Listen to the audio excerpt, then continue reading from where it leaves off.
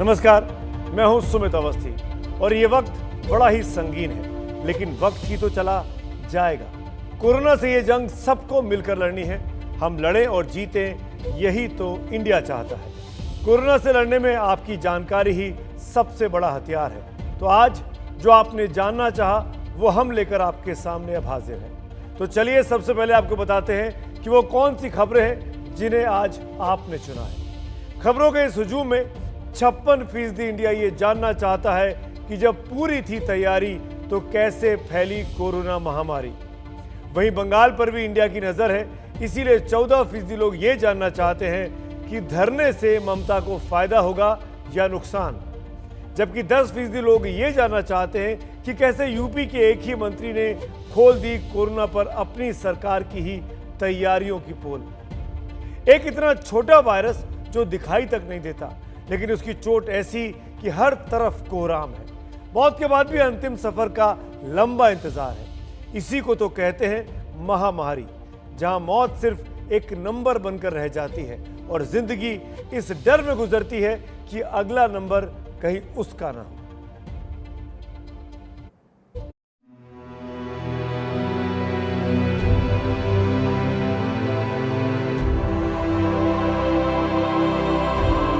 बड़ा सख्त वक्त आया है। मरघट में उत्सव है और जिंदगी वीरान। ऑक्सीजन की कमी से लोग मर रहे हैं। जब बेजान शरीरों की तपिश इतनी हो जाए कि लोहे को पिघलाने लगे,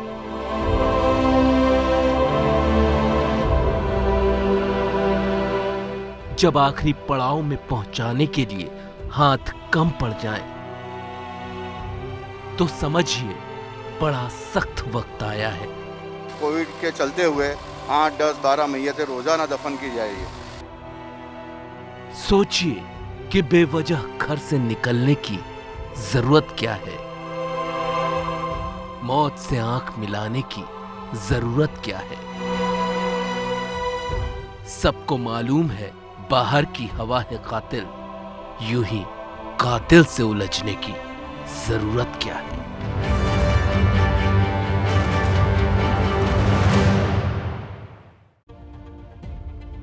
आज सुबह दरअसल जब हमने आपसे पूछा कि किस खबर पर आपकी नजर है, तो 56% लोग इस गुत्थी को सुलझाना चाहते हैं कि जब कोरोना से लड़ने की तैयारी पूरी थी तो कोरोना फिर फैला कैसे। वास्तव में ये एक बेहद गंभीर सवाल है, क्योंकि कुछ समय पहले तक लग रहा था कि कोरोना पर हमने विजय पा ली है, वैक्सीन हमारे पास आ चुकी है। लेकिन अब आलम यह है कि कोरोना का खौफ पहले से भी ज़्यादा बढ़ गया है। इसके कारणों को ज़रा समझते हैं। कोरोना के इस जानलेवा कहर का सबसे बड़ा कारण तो दूसरी लहर है, जो अचानक आई है और किसी को संभलने का मौका ही नहीं दे पाई। ये महामारी अगर बेकाबू होती दिख रही है तो इसीलिए कोरोना के नए नए वेरिएंट भी अब सामने आ रहे हैं। खासकर यूके वेरिएंट को दूसरी लहर का सबसे अहम कारण बताया जा रहा है। वैक्सीन तो लगने लगी है, लेकिन 130 करोड़ लोगों के हिसाब से उसकी रफ्तार अभी बहुत धीमी है। एक बड़ी वजह तो लोगों की लापरवाही है, जिसमें कोरोना की पहली लहर खत्म हुई तो लोगों का डर भी खत्म हो गया। न मास्क का ध्यान रहा, न सामाजिक दूरी का। नतीजा अब भयावह है जो कि सामने है। इसीलिए एक बड़ी सियासी पाखंड को भी एक बहुत बड़ी वजह बताया जाता है। यानी सत्ता को चलाने वाले आपसे कहेंगे कि फला फला नियमों का पालन कीजिए, लेकिन खुद सारे नियमों की धज्जियां उड़ाते चले जाएंगे। ऐसे में कोरोना के खिलाफ निर्णायक लड़ाई कैसे लड़ी जाए। और एक अहम कारण लॉकडाउन को लेकर ढीला ढाला रवैया और सख्ती को लेकर लचर सोच है।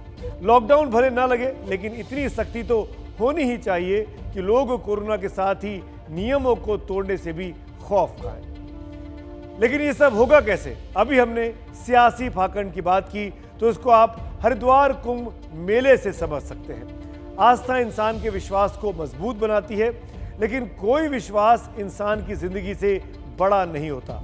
इसीलिए कुंभ में फैलते कोरोना पर अगर मुख्यमंत्री ही कहें कि गंगा मैया के आशीर्वाद से कोरोना नहीं होगा, तो इस पर आप क्या कहेंगे? बस आज इतना सोचने की जरूरत है कि बहुत ज्यादा जमघट कहीं मरघट में ना बदल जाए।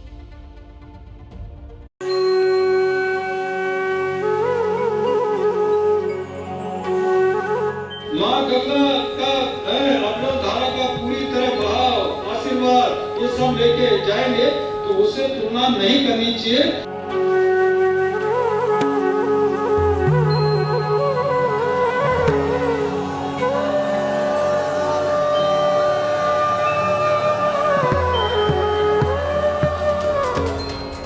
माँ गंगा का एक एक बूंद जल जिंदगी देता है, लेकिन उस माँ गंगा की आस्था में अपनी राजनीति को मिला देने वाले कोरोना बांट रहे हैं और उम्मीद कर रहे हैं कि गंगा मैया सब सुधार देंगी।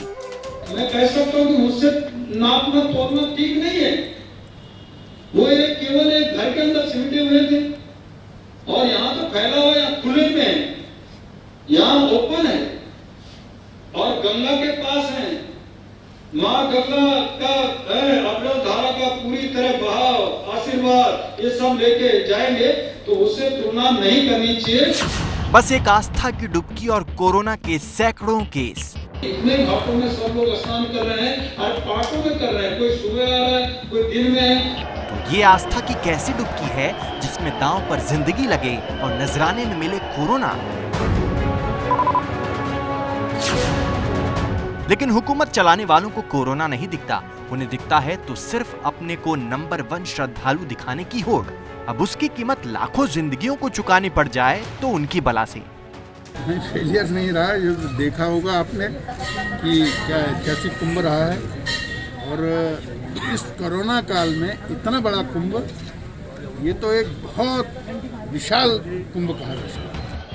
और ये सब तब हो रहा है जबकि कल एक डुबकी लगी नहीं कि कल एक डुबकी और लगेगी। और हाँ, कल वाली भीड़ सोमवारी अमावस्या से भी बड़ी होगी। प्रशासन के हाथ पांव फूले हुए हैं और शासन बोल रहा है जय गंगा मैया की। 14 को अमूमन जो भीड़ है वो ज़्यादा रहती है। यद्यपि अभी तो बस स्टैंड्स के इंडिकेशन से नहीं लग रहा है कि वो बढ़ी है, लेकिन हरिद्वार में भीड़ कब बढ़ जाए ये पता लगाना बड़ा मुश्किल है और बहुत शॉर्ट नोटिस पे भी भीड़ भाड़ हमारी बढ़ जाती है। तो उसको लेके हमारी सारी तैयारियां, जो अखाड़ों वाली तैयारियां थी वो तो कल के जैसी हैं ही, हम और उसमें इम्प्रूव करना चाहेंगे, जो विशेषकर टाइमिंग को लेके।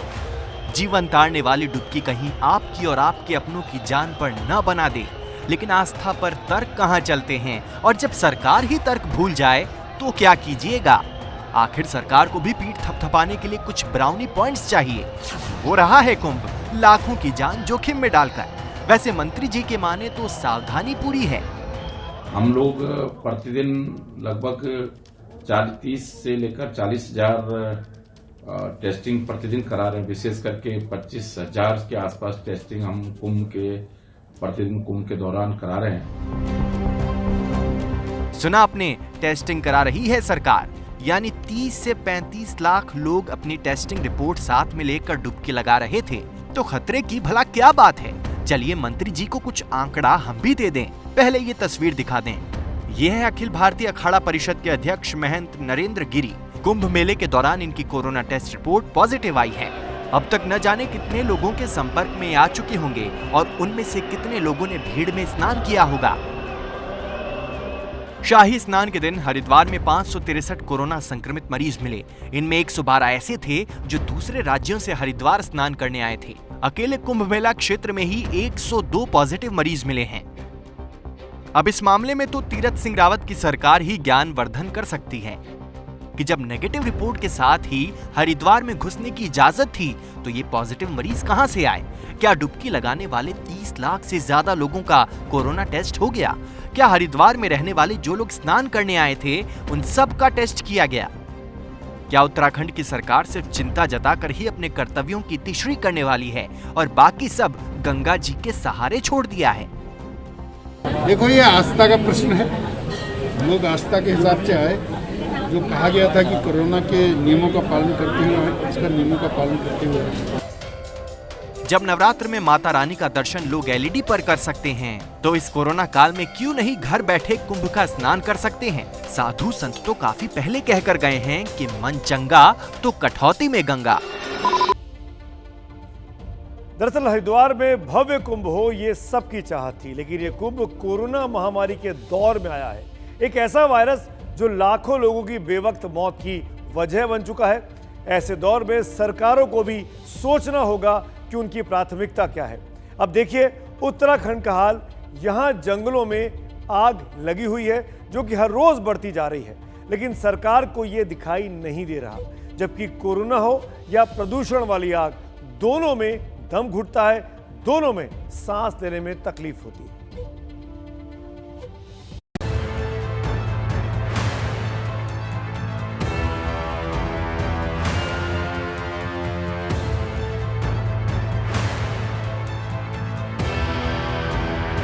एक तरफ भक्ति का सैलाब, दूसरी तरफ आग ही आग।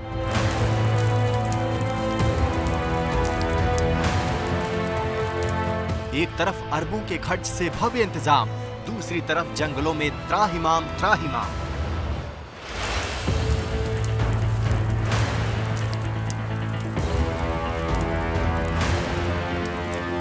उत्तराखंड में इस वक्त आपदा का दौर है। जंगल की आग बढ़ती जा रही है। पिछले कई दिनों से जंगलों के धधकने का दौर जारी है। आग बुझाने की कोशिश अब तक नाकाम ही साबित हुई है।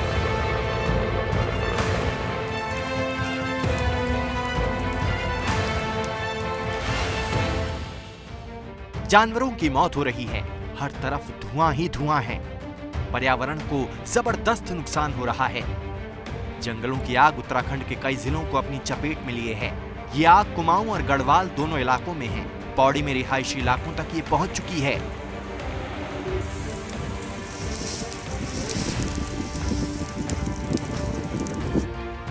जंगल की आग से उठ रहा धुआं पूरे वातावरण को प्रदूषित कर रहा है।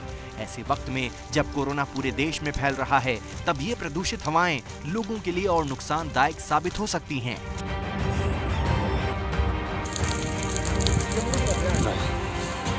सांस लेने में बहुत दिक्कत हो रही है। उत्तराखंड के जंगलों में जो आग लगी है वो वहाँ पे जो कोरोना से पीड़ित लोग हैं उनके लिए काफी परेशानी का सबब बन सकता है, क्योंकि ये बात हम अच्छे से जानते हैं कि कोरोना भी फेफड़ों पर ही असर करता है, वहीं अटैक करता है। और उसी तरह से जब जंगलों में आग लगती है तो जो प्रदूषण वहाँ पर फैलता है वो भी हमारे लंग्स पर ही दुष्प्रभाव डालता है। लेकिन उत्तराखंड सरकार तो कुंभ के आयोजन में व्यस्त है। कई सालों से इसकी तैयारी हो रही थी और इसमें करोड़ों रुपए का खर्च किया गया है। कुंभ के आयोजन में सरकार ने करीब 1200 करोड़ रुपए खर्च किए हैं। इसके अलावा सारी प्रशासनिक मशीनरी भी कुंभ मेले के इंतजाम में लगाई गई है। अब जरा सोचिए, कोरोना काल में भीड़ जुटाने के लिए अरबों रुपए खर्च किए गए। दूसरी तरफ वो कुदरत है जो उत्तराखंड की पहचान है, लेकिन उसे बचाने में अब तक यहाँ की सरकार नाकाम रही है। मेले तो लगते रहेंगे, 6 साल बाद अर्ध कुंभ आएगा, 12 साल बाद कुंभ आएगा। इन मेलों में उत्तराखंड को खुद को साबित करने का मौका मिलेगा, लेकिन अपनी पहचान को बचाना क्या सरकारों की जिम्मेदारी नहीं है? क्या यूं ही जलती रहेगी देवभूमि?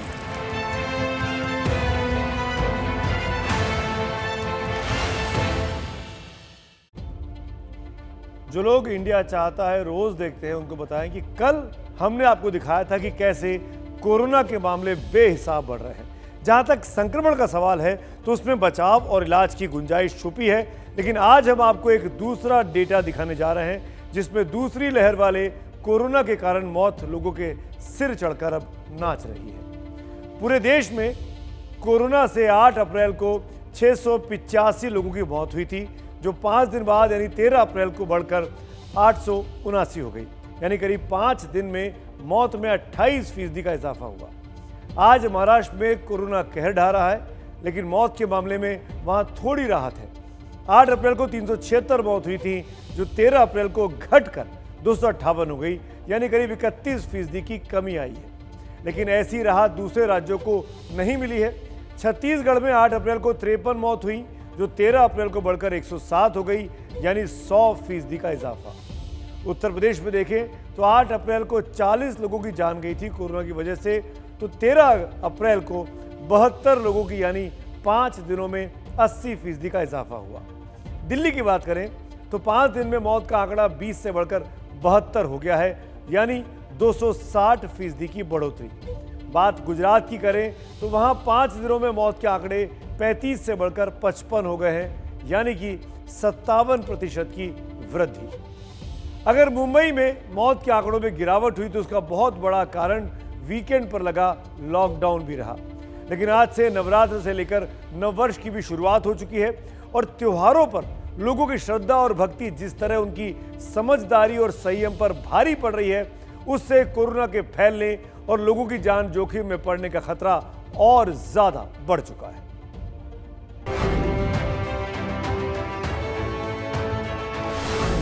गुड़ी पर्व पर क्यों भूले सावधानी, बैसाखी पर क्यों छोड़ा मास्क, विशु मनाओ या रमजान, लेकिन बचाओ अपनी और सबकी जान। त्योहार कहीं ना बन जाए जी का जंजाल।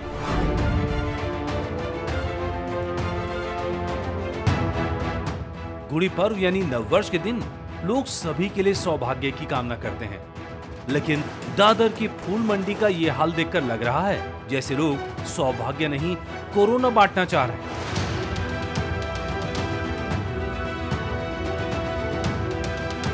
कोरोना काल में ये भीड़ और लापरवाही घातक हो सकती है। लोगों से त्योहार सादगी से मनाने की अपील भी की गई थी, पर तस्वीरें बता रही हैं कि लोग फूलों की चाहत में ऐसे उमड़े कि सारी सावधानी छोड़ दी। ये उस मुंबई का हाल है जो पहले ही कोरोना से बेहाल है। पंजाब में बैसाखी मनाई जा रही है, लेकिन तस्वीरें वहां भी अलग नहीं है। भीड़ को अपना ध्यान में रखते हुए सोशल डिस्टेंस की पालना करनी चाहिए, अवेयरनेस को समझना चाहिए थोड़ा सा क्या है क्या नहीं मुद्दा है, और अपने घर में साफ सफाई का ध्यान रखना चाहिए हमने चारों तरफ भी, और सरकार को इससे जिम्मेवार नहीं ठहराना चाहिए। सरकार भी चलो जनता के लिए रक्षा के लिए ही करती है, कुछ भी करती है। सरकार को चाहिए भी लोगों से आम पब्लिक से मिलकर जो जो चीज़ की जरूरत है उसको थोड़ी अवेयरनेस भी चाहिए, देके सोशल डिस्टेंस के साथ ये सारा काम किया जा सकता है।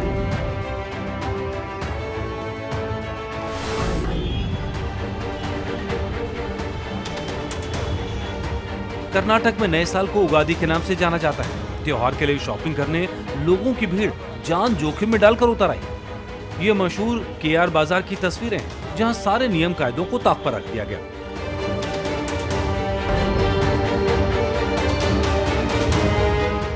केरल में त्योहार विशु के नाम से मनाया जाता है। कोरोना पीड़ित राज्यों में केरल का भी नाम है। ऐसे में यहाँ ज्यादा सावधानी की जरूरत थी, लेकिन यहाँ भी चाल मार्केट में त्योहार के मौके पर अच्छी खासी भीड़ नजर आई। लोग मास्क पहने हुए थे, लेकिन सामाजिक दूरी गायब थी।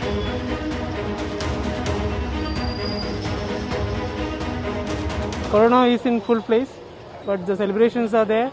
That's what we are all rushing to buy tomorrow's, celebrate the festival.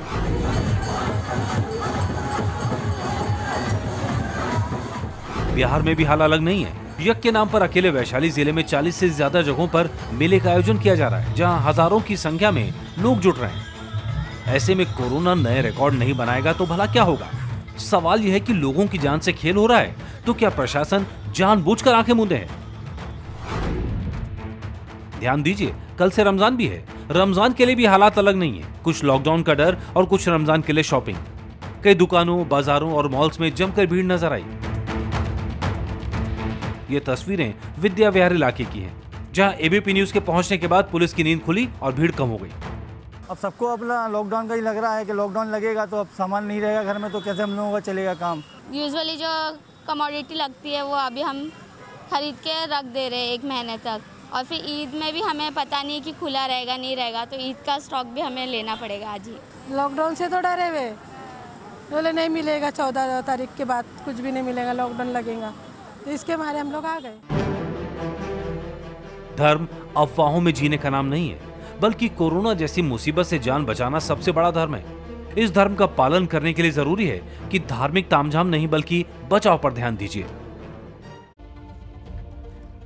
पिछली बार लॉकडाउन में कैसे हाल खराब हुआ था और इसके डर से इस बार कैसे अभी से बड़े बड़े शहरों से मजदूर सिर पर पांव रखकर वापस अपने गांव जाने लगे हैं, इस खबर को हम विस्तार से आपको आगे दिखाएंगे। लेकिन अभी एक जानकारी सबसे पहले आपसे साझा किए रहते हैं। सवाल यह है कि लॉकडाउन को लेकर सरकारों के मन में क्या है। शुरुआत महाराष्ट्र से करते हैं। उद्धव ठाकरे सरकार ये क्या सोच रही है? अटकलें बहुत तेज हैं कि महाराष्ट्र में बहुत जल्द संभावना है कि आज या कल में यहां पर लॉकडाउन लगाया जा सकता है। इसकी अटकलें काफी तेज हैं। अब से कुछ देर बाद मुख्यमंत्री उद्धव ठाकरे की एक सभा होनी है, प्रेस कॉन्फ्रेंस होनी है। जिसमें इस बात की घोषणा वो कर सकते हैं। अगली सरकार है, सरकार के मन में क्या है? दिल्ली की अरविंद केजरीवाल सरकार। हालात नहीं सुधरे तब लॉकडाउन लगाएंगे। दिल्ली के मुख्यमंत्री अरविंद केजरीवाल आज एबीपी न्यूज पर एक्सक्लूसिव थे। उन्होंने कहा कि अगर हालात नहीं सुधरे तब वो लॉकडाउन पर विचार करेंगे, लेकिन फिलहाल दिल्ली में लॉकडाउन का कोई इरादा नहीं है। अगली सरकार छत्तीसगढ़ की भूपेश बघेल की सरकार। राजधानी यानी रायपुर में छत्तीसगढ़ में अचानक कोरोना का विस्फोट हुआ है, लेकिन लॉकडाउन का असर नहीं दिखता है। हाँ, उन्होंने अपनी राजधानी रायपुर में जरूर लॉकडाउन लगाया हुआ है। अगली सरकार असम की है। सर्बानंद सोनोवाल साहब, चुनाव मौसम है, चुनाव खत्म हो चुका है, लॉकडाउन मना कर रहे हैं। असम में भी लॉकडाउन नहीं लगेगा, ना नाइट कर्फ्यू। और उसके बाद बात आती है कर्नाटक की, येदियुरप्पा की सरकार। इन्होंने भी घोषणा कर दी है कि वो लॉकडाउन लगाने का उनका अपने राज्य में कोई इरादा फिलहाल नहीं है। दिल्ली को लेकर अरविंद केजरीवाल ने एबीपी न्यूज से जो कहा, हम अब आपको उसे सुनवा भी देते हैं। अगर हमारे बेड, हमारी हेल्थ सिस्टम कोलैप्स नहीं किया और वो कंट्रोल में रहा, तब तक हम लॉकडाउन की नहीं सोचेंगे। लेकिन अगर हमें ये लगने लगा कि अस्पतालों के अंदर बेड नहीं मिल रहे, अस्पतालों के अंदर ऑक्सीजन खत्म हो गई है और लोगों की मौत हो रही है, अस्पतालों के बाहर इलाज न मिलने की वजह से मौत हो रही है, तब हमें कोरोना की स्पीड को रोकने के लिए लॉकडाउन लगाना पड़ सकता है। लेकिन अभी ऐसी कोई परिस्थिति नजर नहीं आती है। अभी हम फिलहाल कंट्रोल में हैं। और कोरोना के बढ़ते मामलों पर सोशल मीडिया में लोगों के भी कई संदेश आ रहे हैं। शिवम पांडे ने तंज में लिखा है कि नेताओं की रैली कोरोना नहीं बढ़ा रही, केवल गरीब ही बढ़ा रहे हैं कोरोना को। शारिब असरार ने चिंता जताई है कि प्रवासी मजदूर पश्चिम बंगाल चुनाव, कुंभ मेला, सब्जी मंडियां, बाजार और त्योहार मिलकर कोरोना लहर को सुनामी में बदलने का काम करेंगे। हालात गंभीर हैं, इसमें यह जरूरी है कि आप सामाजिक दूरी का पालन करें और मास्क जरूर पहनें। हमने भी एक मुहिम चलाई है, मुहिम है #मास्कअपइंडिया की। हमने इस मुहिम के तहत ही आपसे वादा किया था कि मास्क के साथ जो लोग अपनी सेल्फी हमें भेजेंगे वो हम आपके पसंदीदा शो यानी इंडिया चाहता है में जरूर दिखाएंगे। ये मुहिम इसीलिए है कि लोग मास्क को हल्के में ना लें। ये मुखौटा है, लेकिन जिंदगी के चेहरे को सुरक्षित रखता है। आपके सामने वो तमाम चेहरे हैं और ये #मास्कअपइंडिया में हमारे आज के हीरो हैं। तमाम लोग जिन्होंने अपनी तस्वीरें, सेल्फी ली है मास्क पहनने के बाद, हम इन सबको सैल्यूट करते हैं, इनका धन्यवाद करते हैं कि आपने जो ये प्रण किया है, जो ये प्रतिज्ञा की है कि आप मास्क पहन के रखेंगे। और मास्क ही एकमात्र रास्ता है जिसके जरिए कोरोना को फैलने से रोका जा सकता है। तो इन तमाम हीरोज़ को एबीपी न्यूज़ का सलाम है। हमारी इस मुहिम में आप भी हिस्सा ले सकते हैं। #मास्कअपइंडिया पे जाकर अपनी तस्वीर, सेल्फी मास्क पहनी हुई और मास्क भी ठीक से पहना हो वो ज़रूर भेजें। ऐसी बहुत सी तस्वीर हमने रिजेक्ट की है जिसमें मास्क ठीक से नहीं लगाया गया था। आज कोरोना अपने पहले दौर से भी ज़्यादा डरा रहा है, लेकिन डरने से काम नहीं चलेगा।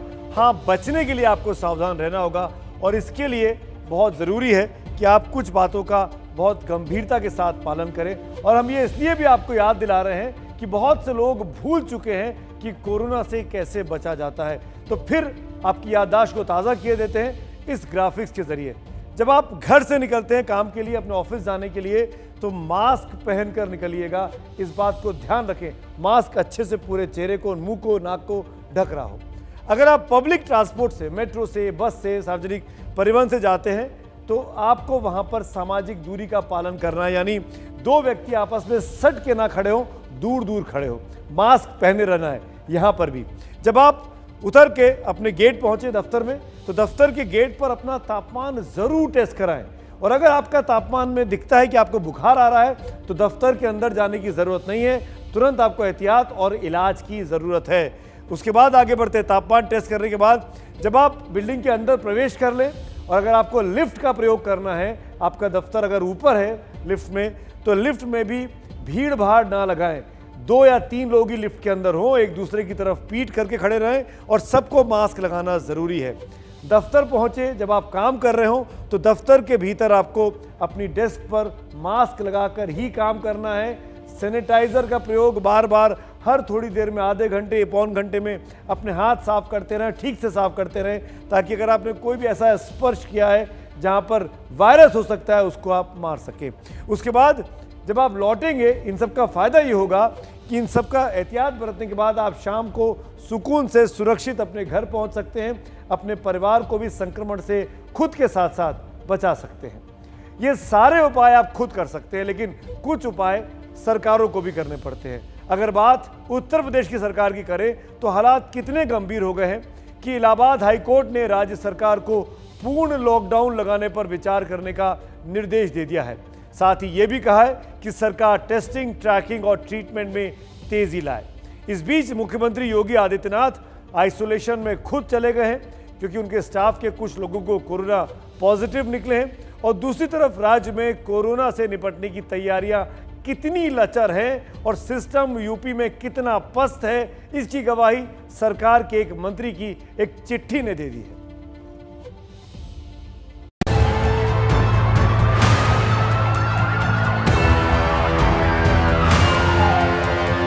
रोज नए रिकॉर्ड,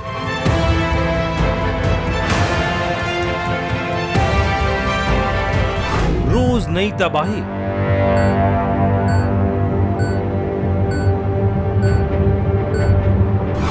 उत्तर प्रदेश में बेकाबू हो रहा कोरोना।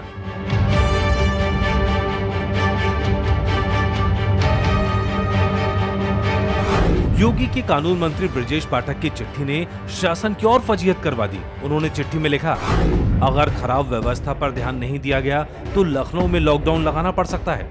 प्राइवेट अस्पतालों में कोरोना की जांच बंद हो गई है।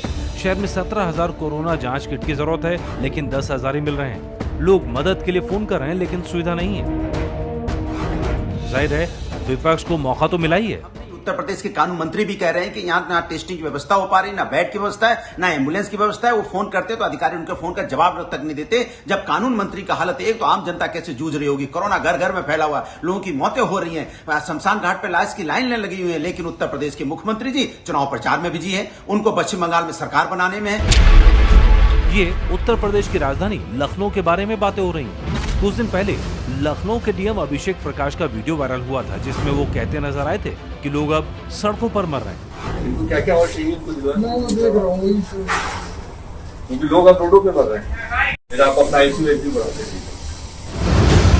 फजीयत होने के बाद योगी प्रशासन डैमेज कंट्रोल में उतर आया है। माननीय मुख्यमंत्री जी ने इसको मॉनिटर करके इसकी व्यवस्थाओं को बढ़ाया है। आज 1.5 लाख से ऊपर जो डेडिकेटेड बेड्स हैं वो उत्तर प्रदेश में काम कर रहे हैं। 4,000 से ऊपर हमारे वेंटिलेटर हैं।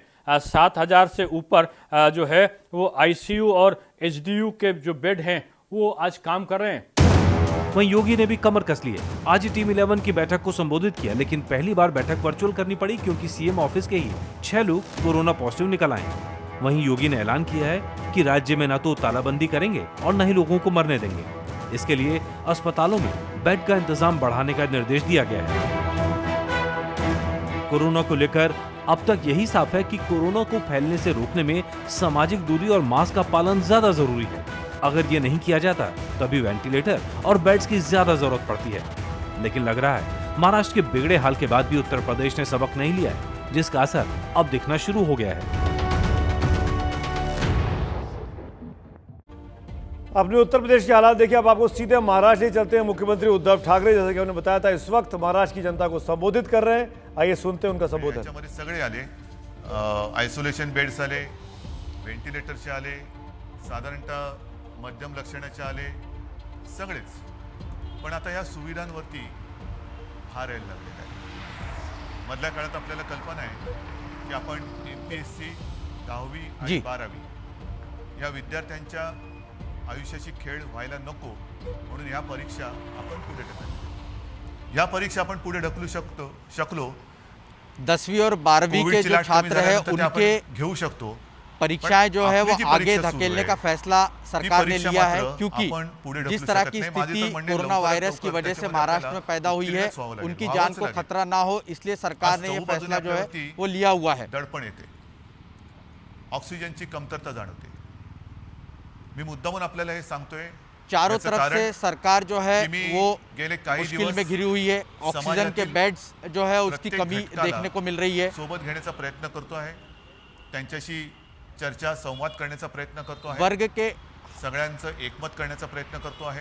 समाज के हर साहजिकच वर्ग आहे, को साथ जोड़ने की मतमतांतरही कोशिश जो है असणारच। वो पण ही सरकार की ओर से की जा रही है। किती काळ आपण चर्चा उसमें करत कई बसायची, लोगों के चर्चा, अपने चर्चा, अलग चर्चा, तरह के व्यूज जो है वो भी काहीच सामने निकल कर आ रहे हे आता हो परवडणार सकते हैं, लेकिन पण हर हा जो वर्ग से बात कालावधी आहे, करने हा की जो सरकार वेळ आहे, कोशिश कर रही है, क्योंकि एकदा जिस जर तरह आपल्या की हातातून स्थिति निघून गेलं, राज्य में पैदा तो हुई आपल्या है मदतीला कोणी वो येऊ निश्चित तौर पर अभूतपूर्व आणि ही देखने को सगळी मिल रही है। परिस्थिती आता मी जी तुम्हाला सांगतो आहे, साधारणतः आज आपल्या राज्यामध्ये 1200 मेट्रिक टन ऑक्सिजनचं उत्पादन दर दिवशी होतं। 1200 जिस तरह के हालात मैं आपको अभी बता रहा हूँ, आपण 100% राज्य में 1200 मेट्रिक टन ऑक्सीजन जो है वो फिलहाल उसका उत्पादन होता है, उसमें से 960 मेट्रिक टन ऑक्सीजन का इस्तेमाल फिलहाल ऑक्सीजन बेड्स पर जो मरीज है उनके लिए किया जा रहा है। 1200 मेट्रिक टन आपला रोजचा उत्पादनाचा आकडा मी आपल्याला सांगितला, तर साधारणतः आजच आपण 950 ते 1000 टन प्रतिदिन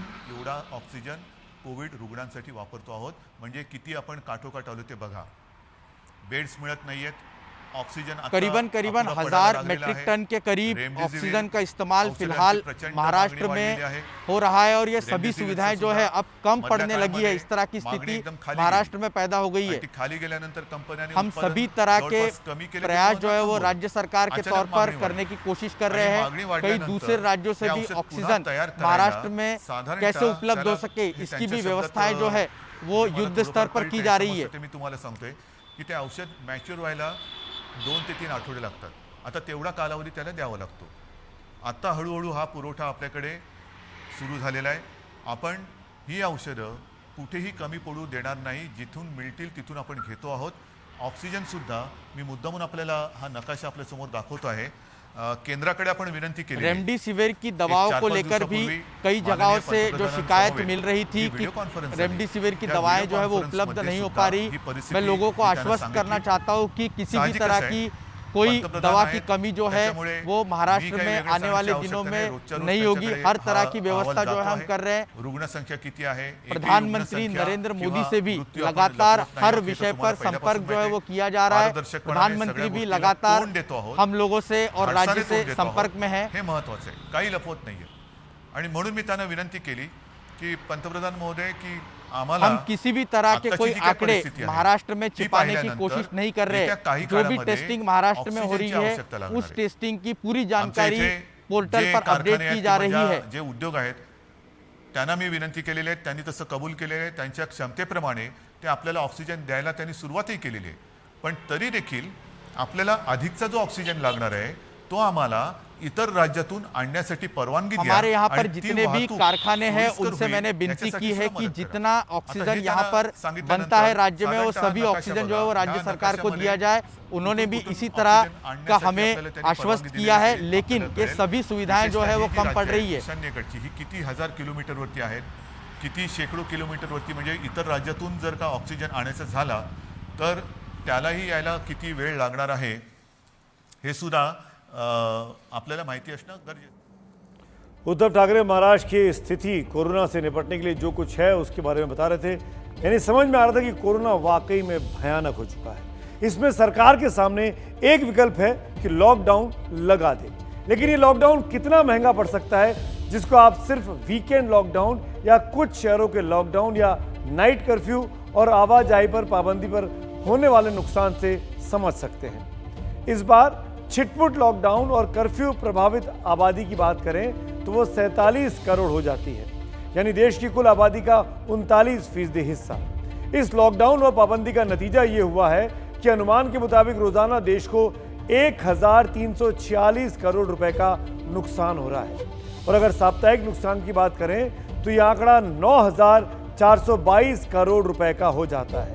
और 11 अप्रैल से लेकर 30 अप्रैल का अनुमानित नुकसान देखें तो ये रकम 25,575 करोड़ रुपए की हो जाती है। महाराष्ट्र में हालात बेकाबू हो रहे हैं और लॉकडाउन की सुगबुगाहट बहुत तेज है और ऐसी संभावना है कि उद्धव ठाकरे अनाउंसमेंट कर सकते हैं। पिछले साल तो समूचे देश में लॉकडाउन लगा था, लेकिन उससे हालात सुधरे तो माली हालत बिगड़ गई। उस लॉकडाउन की मार लोगों पर इस कदर पड़ी कि 7.5 करोड़ खाते पीते लोग गरीबी रेखा के नीचे चले गए। तब मजदूरों का कामकाज ठप पड़ गया तो करीब 1 करोड़ 6 लाख मजदूर पैदल अपने अपने घरों की ओर निकल पड़े थे। उस दौरान 1461 हादसे हुए और उन हादसों में 750 लोगों की जान तक चली गई। उन मरने वालों में 198 प्रवासी मजदूर भी थे। दूध का जला छाछ भी फूक फूक कर पीता है। वो मजदूर पिछले साल लॉकडाउन में फंस गए थे, इसीलिए हालात बिगड़ने के डर से हर रोज अब अपने अपने शहरों से अपने अपने गांव की ओर वापस पलायन कर रहे हैं।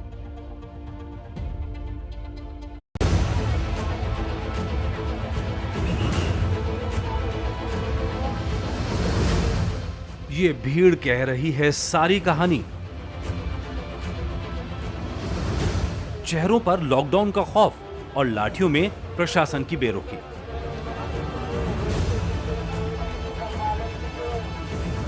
घर लौटते मजदूरों पर लाठीचार्ज की तस्वीरें उसी पुरानी बेरुखी का दर्द बयां कर रही हैं, जिनको साल भर पहले भी इन्हीं पीठों ने झेला था और आंखों ने देखा था। ट्रेनों में घर लौटने की फिराक में जुटे ये मजदूर कोई चोर उचक्के नहीं है। ये वो मजदूर हैं जिनसे मुंबई चलती है और अब उन्हें मिल रही हैं लाठियां। बड़ी चिंताजनक स्थिति और चिंताजनक हालात है। देखिए लगातार अनाउंस किया जा रहा है, बल प्रयोग करना पड़ रहा है, डंडे दिखाए जा रहे हैं, थोड़ा धमकाया जा रहा है, लेकिन उसका कोई असर नहीं पड़ रहा है। उसकी वजह यह है कि लोगों को पता है कि अगले आधे घंटे बाद जो ट्रेन है अगर वो छूट गई तो फिर उन्हें इस धूप में जो 38 डिग्री की धूप है उसमें उन्हें 4 घंटे और बैठना पड़ेगा। महाराष्ट्र में लॉकडाउन के डर से मजदूरों का पलायन कई दिन पहले से ही शुरू हो गया, जो बढ़ता जा रहा है। घर जाने के लिए तो हम तय करके लाइन में खड़े हैं, यहाँ का हमको भगा देते हैं वहाँ से। लॉकडाउन के बारे में सुना है, इसके लिए तुरंत तैयारी बना है।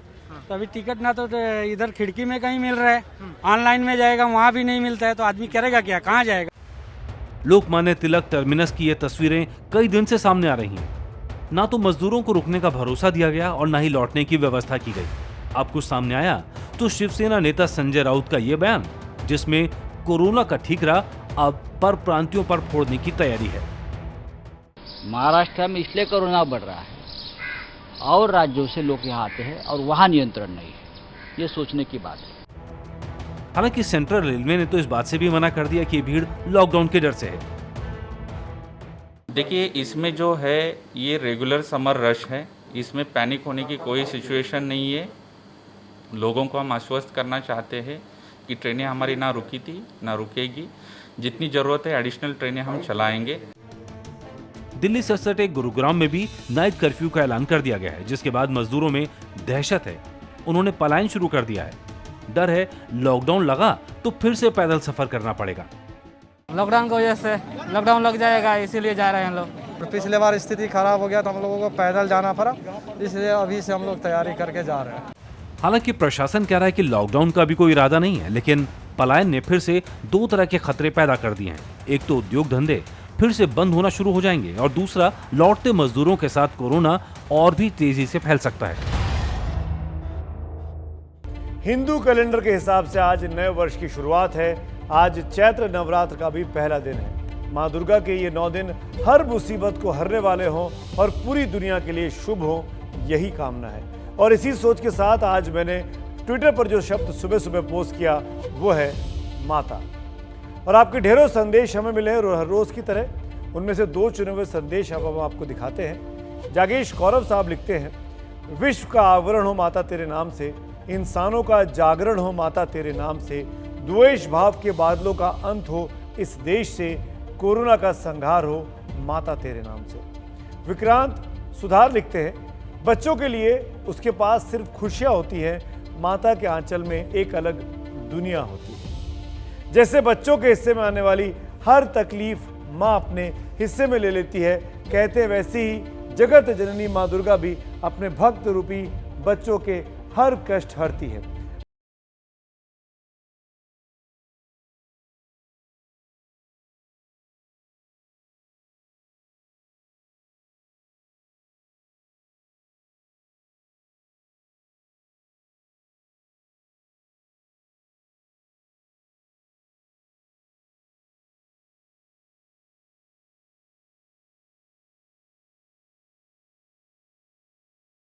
से लगेगी, लेकिन ये बात साफ कर दी कि महाराष्ट्र में लॉकडाउन अभी नहीं लगेगा। और शायद इसकी वजह हो सकती है कि बीते 2 दिनों में, और शायद ये वजह हो सकती है कि कहीं ना कहीं महाराष्ट्र में बीते 2 दिनों में केसेस और मौत की संख्या में कमी आ रही है। ब्रेक द चेन मुहिम की घोषणा की है उद्धव ठाकरे ने। ब्रेक द चेन यानी हमको उस चेन को रोकना है, और उसी रोकने के लिए पाबंदियों की घोषणा की है मुख्यमंत्री उद्धव ठाकरे ने। इस वक्त की ये बड़ी खबर रही, लेकिन इसी खबर पर और भी तमाम खबरें, तमाम अपडेट्स आपके पास होंगे। लेकिन थोड़े से अंतराल के बाद जब रूबिका आपके साथ होंगी मास्टर स्ट्रोक लेकर, तफसील से जानिए कि क्या कुछ होने वाला है महाराष्ट्र में बीते अगले 24 घंटे के भीतर। फिलहाल इंडिया चाहता है में इतना ही, लेकिन एबीपी न्यूज पर खबरें जारी हैं। शुक्रिया।